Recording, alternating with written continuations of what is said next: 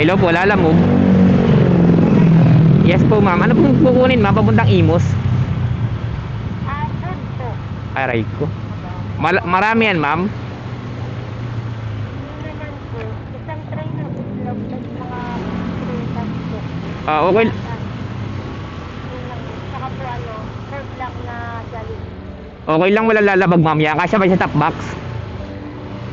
Kasi naman po siguro. Sige po ma'am, puntahan ko po ma'am. Pa-wait na lang po. Sige po. Thank you. Aray ko, food pa nga. Sana kasya rito sa top box natin mga paps. Kasi pag hindi, yari.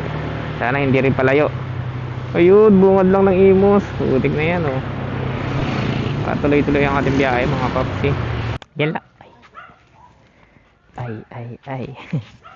Pwede naman dito siguro ito na ma'am. Tapos ito po. Yan po yung prutas. Prutas. Ito po yung Jollibee tsaka yung train na uslog. Paano kaya? Kasi baka mabasa man yung laman nito.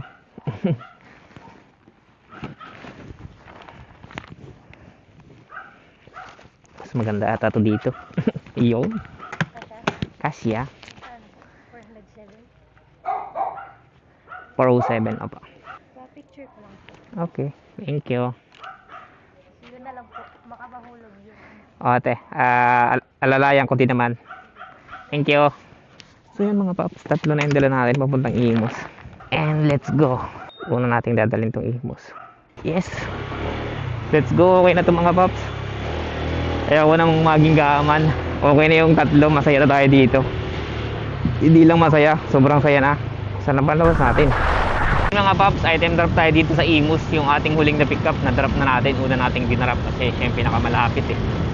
So nakalimutan ko. May itlog nga pala yung pinadala. Nakalagay sa box ng sesto. So nawala sa isip ko na may itlog akong dala. Ayun, kung hindi ko na alam kung may natira pa doon sa itlog na yun na buo. Aray ko. Nawala sa isip ko, ang bilis pa naman ang takbo ko. Nagtataka ako ngayon nung pagbukas ko nitong top box nung ibibigay ko na. Ba't may kumakayat tagatas